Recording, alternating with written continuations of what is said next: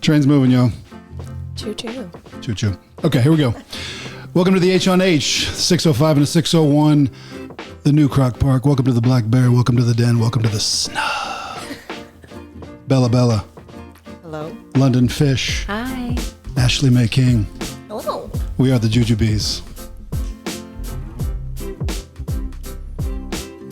All right, on the stick, a 1988 film directed by Donald Petrie, Mystic Pizza.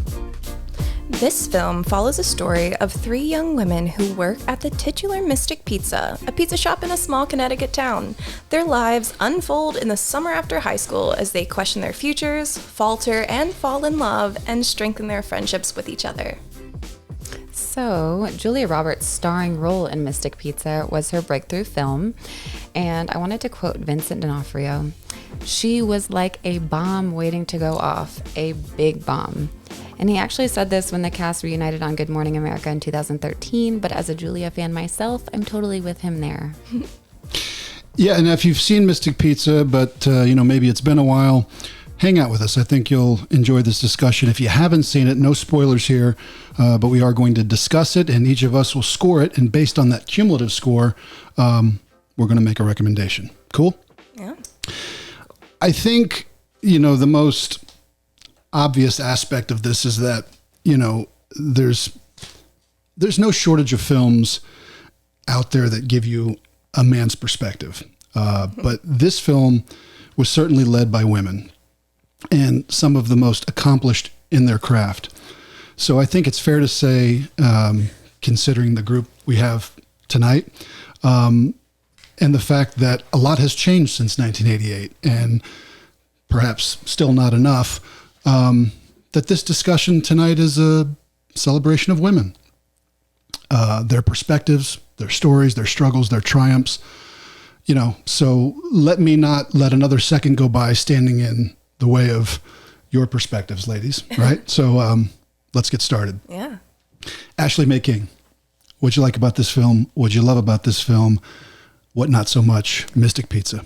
Mystic Pizza. So I like any movie that starts with poorly photoshopped photos of like the actors like smashed into each other. And I knew I was going to like this movie from that moment. That's like my favorite opening of any kind of film. This movie has a great one.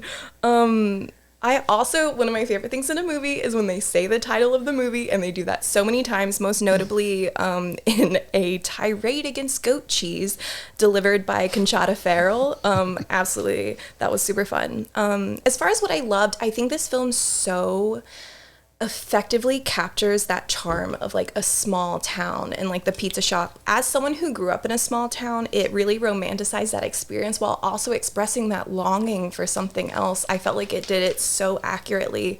It captured that feeling so well. And I fell in love with all of the characters and how all their different relationships unfolded. Like, everyone has such a great arc and so much growth while also remaining true to how they're introduced to us. They still retain that kind of initial impression, but they just grow even more so into a more realized version of that. And I really loved that.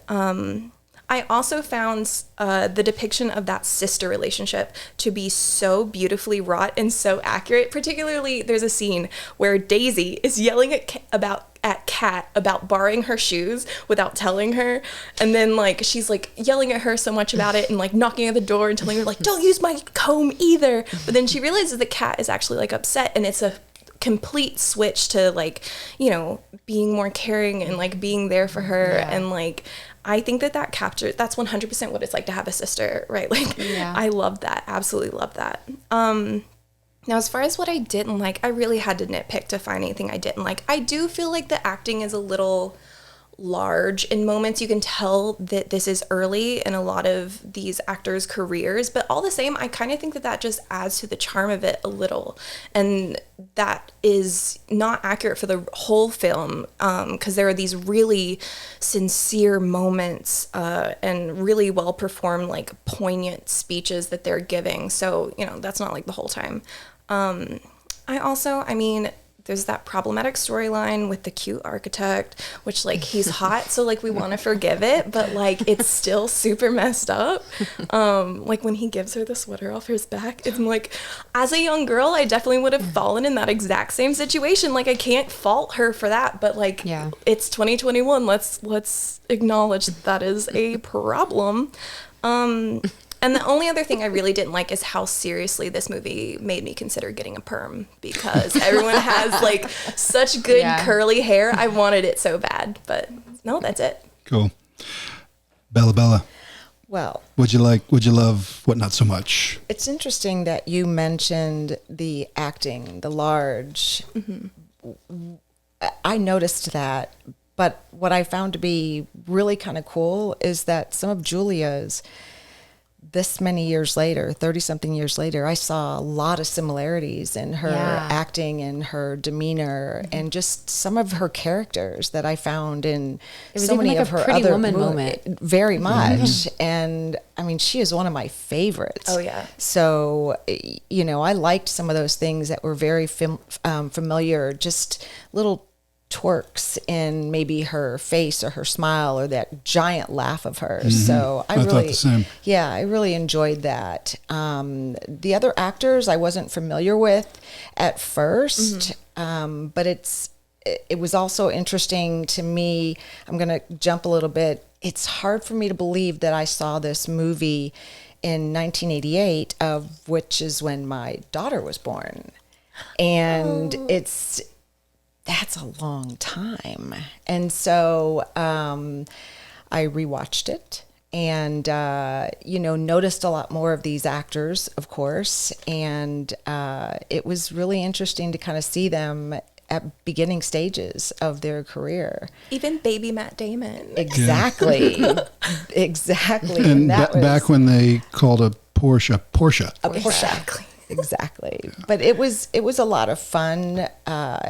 I liked the storylines. I liked each girl's troubles, I guess. I could definitely see why they were friends. I liked their support for one another, and JoJo just cracked me up. Yes. Yeah. I mean, the way she handled hers, and you know, Billy. I mean, their whole relationship, just everything about them. And I really enjoyed Kat and her seriousness. And it was a fun movie for me. I really enjoyed seeing it again and remembering a lot more about it, and the charm, for sure, that this movie has.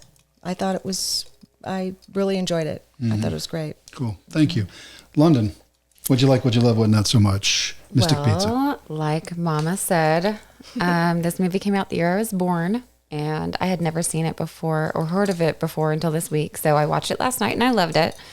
Mostly love for me because, and if you're like me, you'll get this and you'll love it too. But I grew up in a best friend trio, exactly like JoJo, Daisy, and Kat.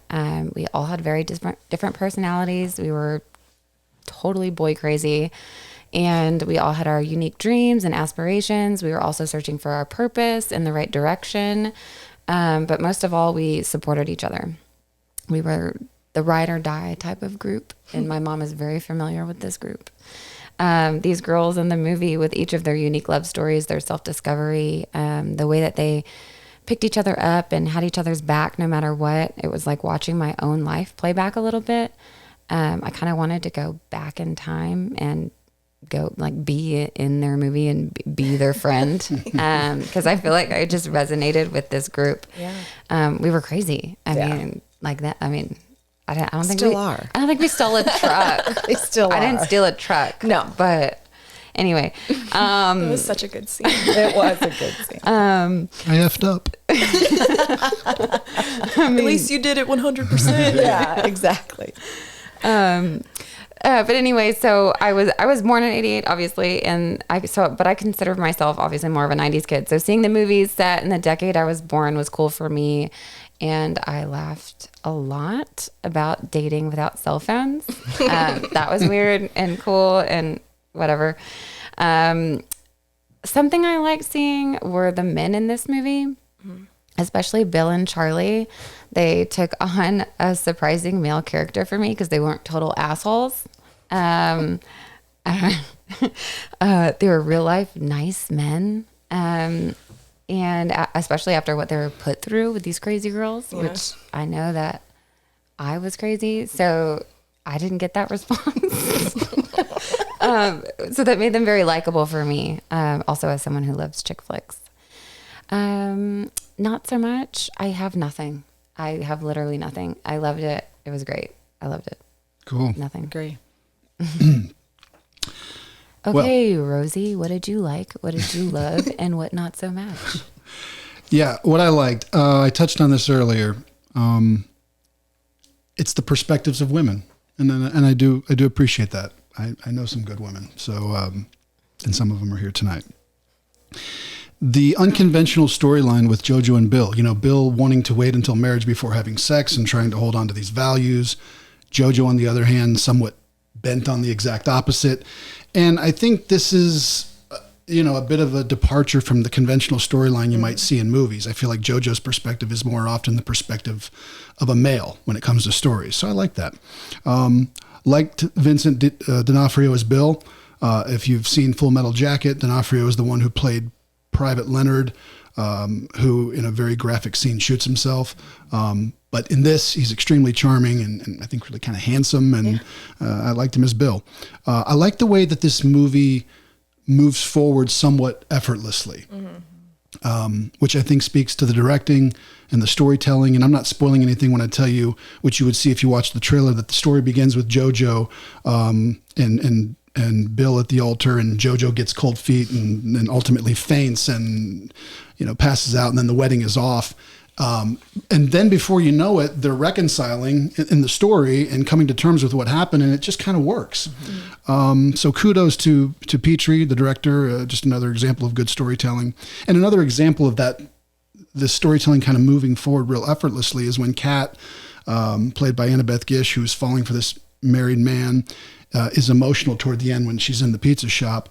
It's then interrupted by the arrival of the local television gourmet guy who has come to review their pizza place. And just like that, we're moving on from Kat's emotional breakdown. And it works flawlessly. Yeah. So if you like a movie that doesn't spend a great deal of time sort of focusing on a particular aspect or attempting to hammer home an emotion, I think you'll really like the pace of this film. And, I think for a 1 hour and 44 minute movie, an hour and 44 minutes never felt quicker, in my opinion. It kind of flies by. So I think it's really good storytelling. As far as what I love, honestly, everything. Particularly loved Annabeth Gish. I mean, could an actor have played better the role of Kat? I don't think so. And I think that every time I see Annabeth Gish in a film, that's exactly what I think. I feel like nobody could do it better than her. She just has a certain quality. Lily Taylor, loved her. She's just so charming, so appealing, and in an unconventional Lily Taylor kind of way. And this is a 33-year-old movie, so kind of neat to see a young Lily Taylor just absolutely nailing her part.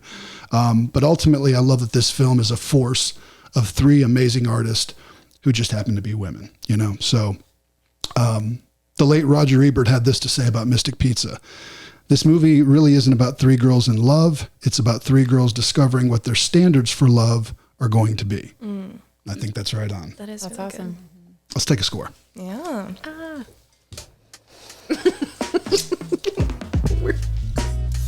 Curious. Bella. You have to share. 10. Wow. Wowza. Nice. Oh, we're going to write these tonight. That's good. London. I am an 8. Ashley. I'm going to give it a 9. As soon as I finished it, I was so excited to watch it again in the future. Yeah. It's 10 for me. And that would be a total is 2 10s. That's 20, and 17 is a 37. Yep, great. We're 37. Yeah. Based on our recommendation, the JuJuBeez recommendation for the film Mystic Pizza. We aren't saying see it tonight. but see it very soon. Very soon. Ashley.